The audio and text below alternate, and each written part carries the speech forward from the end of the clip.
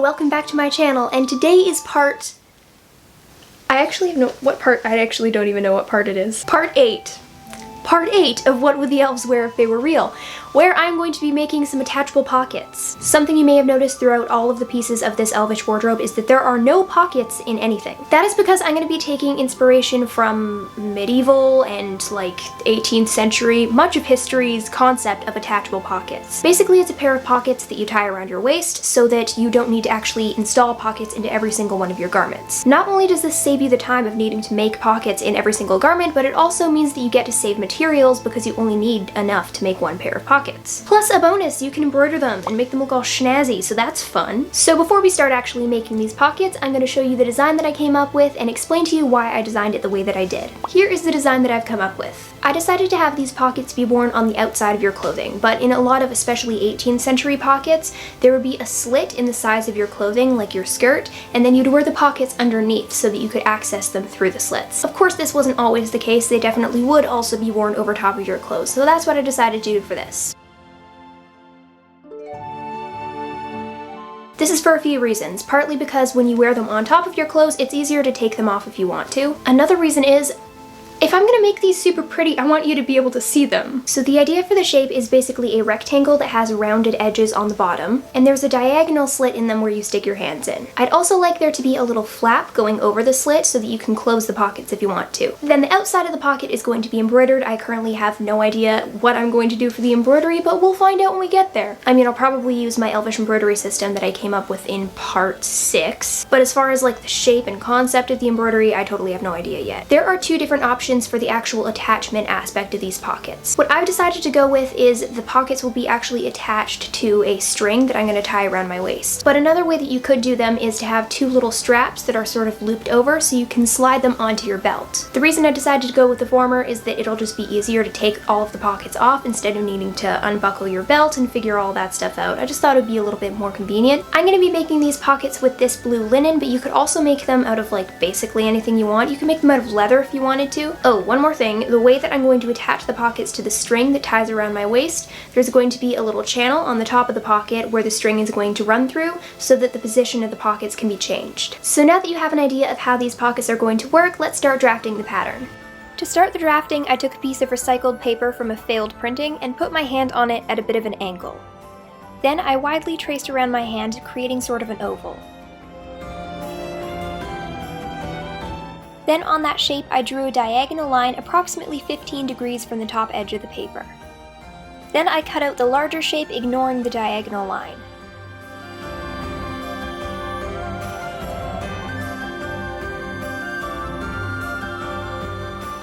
Here's my pattern piece, and you'll see that there's this slanted line drawn right there. This is where the slit is going to be for my hand to go in. And the area above it is going to be the back of the pocket where it's going to attach to the belt. This might make very little sense currently, but I promise it's going to make sense later. To cut out 4 of this pattern piece, I folded my fabric over so that there were 4 layers. Then I traced the pocket pattern onto the fabric. When you cut it out, don't forget to add a little bit of seam allowance. Once I had those pieces, I cut off the top section of the paper pattern where the diagonal line was. Then once again, I folded the fabric into 4 layers and cut out the new pattern piece. Then I made the pattern piece for the flap, just making sure that the top edge lined up with the pocket, and eyeballed the rest to make it the shape I wanted.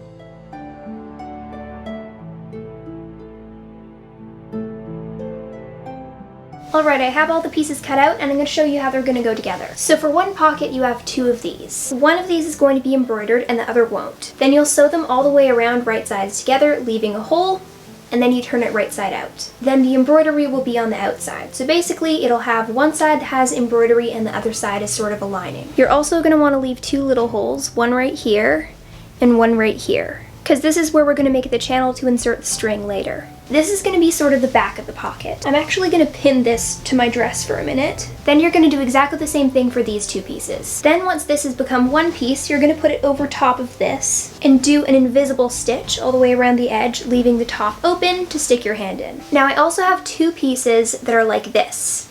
You're going to want to fold this in half and sew along the edge, leaving a hole so you can flip it right side out. Basically, it's exactly like the last two pieces, only instead of needing to sew along this top edge, I took advantage of having a fold right there. Just saves me a little bit of sewing. Then you're going to whip stitch this right along where the diagonal is, but you're just going to stitch it to the back piece. Then that'll become sort of a flap to cover up the slit. I hope that kind of makes sense. It sounds a little bit complicated, but it's actually relatively simple. But now it's time to embroider all of the pieces because you need to embroider them before you start sewing them together. This one right here is the piece that I'm going to embroider the most because this is the part that's going to be the most visible, being that it's like the front of the pocket. For the back piece, I'm going to do very, very little, maybe just a little bit in like this top corner where it's showing. So I'm going to start drawing out the embroidery on these pieces just using a pencil, and I'm just going to kind of doodle because I quite honestly have no idea what I want. So I'm just going to start drawing and we'll find out.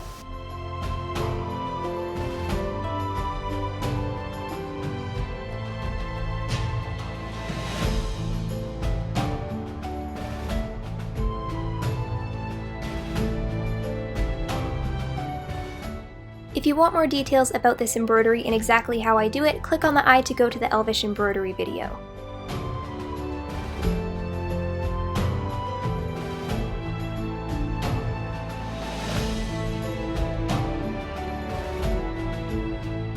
Hello! It's a beautiful new day and I have a snazzy idea. I finished a bunch of the embroidery yesterday on all these pieces and I thought of a cool thing. See, I feel like this still needs something like dainty and delicate and pretty. So I went to the thrift store today and got this little weird necklace thing that has clear glass beads on it that are super tiny and pretty. Look at them, they're so pretty. So I am going to use these to embroider like little drapey, flowery, berryish things that are like coming off of the vines here. At my childhood home, there used to be this one plant. It was like a tree that grew these itsy bitsy tiny little off-white flowers, and when you would shake it, it would like all the flowers would just like fall off and it would snow on you, and it was like the most beautiful thing. And I have very nostalgic memories of this tree. So I thought, what if I do sort of a little ode to that, using these beads as the little flowers, embroidering them onto my pockets. This also happens to work out perfectly because I'm kind of running out of white embroidery thread, so I can just use regular white thread. On another note, look at this thing. I found it and it was, I think, $6, which is like a little more than I normally spend at the thrift store, but it's like freaking beautiful. Anyways, that's totally irrelevant. Let's get sewing some beads onto the pockets. So it turned out that none of my needles were small enough to pass through these incredibly tiny beads, so I ended up needing to unthread the needle, stick the bead on the thread, and then rethread the needle for every single bead. So it basically took forever, but I really like how it turned out. Once I had done the beading, I lined up the pieces so that I could measure out where the button needed to go to close the flap. For the button, I decided to use a fluorite crystal bead. The reason we're sewing it on right now is so that you can't see the stitches on the back of the fabric. It'll be covered by the lining. Hello! Yes, I am wearing the same outfit as yesterday. It's a cute outfit, I don't know what to tell you. Okay, so I have done all of the embroidery and all of the beading and sewn the button on to our pieces. Now we need to actually start sewing them together, and basically what you're gonna do is take like your, you know, embroidered pocket piece and then put the same piece but plain over top of that, then sew it together all the way around, leaving a hole so you can turn it inside out and then sew up the hole. And what you should get is this. So basically this is just one piece now, but it has clean edges and there is no embroidery visible on the back. Then you're going to want to do the same thing with your back pieces, only leave a little hole on both of these top corners because that's where the waist string is going to pass through. Then you're going to put the front piece over top of the back piece and use an invisible stitch to sew them together around the edge. But before that, I'm going to do a top stitch on this front piece just to sort of keep the top edge flat. So I'm going to sew these two pieces together, then do the same for the other pocket, and then I'll show you what we're going to do next.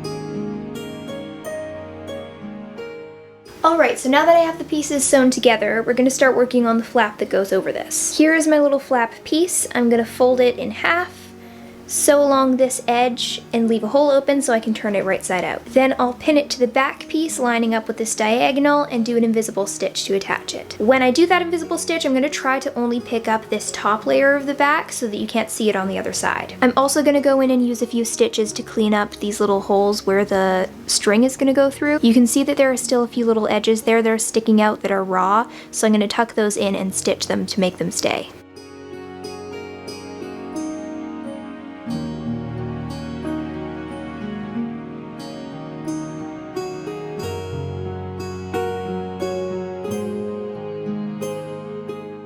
Alright, now that this little flap is attached, there's just a few small things that we need to do. I'm going to do a top stitch along here and also along the edge of the flap, but when I'm doing it on top here, I'm going to have quite a bit of distance from the edge so that it creates that channel that the string is going to run through. Then the only thing left is to cut and sew a buttonhole here and insert the string. For the waist string, you could use a bunch of different things. You could use like macrame string or ribbon. I think that I'm going to sort of sew a little bit of cord out of the extra fabric that I used for this. That way I know that the color is going to match. So I'm just going to finish up these last couple of details and then we'll be done.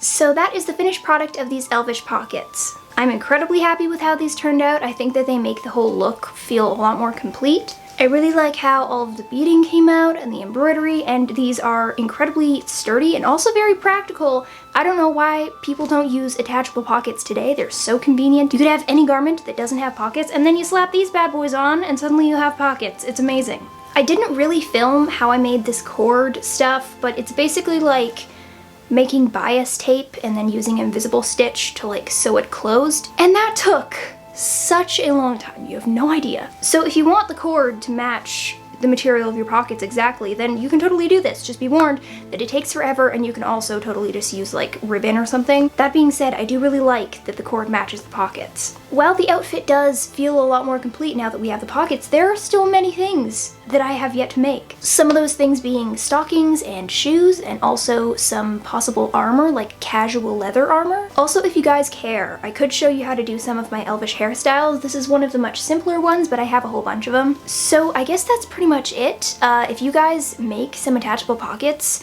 then please send me a picture. I've had a couple of people send me pictures of things they've made inspired by my videos, and it makes me so incredibly happy. I love that I can inspire you guys to make some cool things, so please send me pictures. I really do enjoy seeing them. You can send them to me through Instagram or email, both of which are in the description, but I'm more likely to see it through Instagram. That would be it for today. I hope you enjoyed this video. Please comment, rate, subscribe, and all that jazz, and I'll see you guys next time. Bye! I totally lost my train of thought. Oh, I remember. Oh my gosh! The phone has rung like 6 times in the last 10 minutes and it's driving me insane.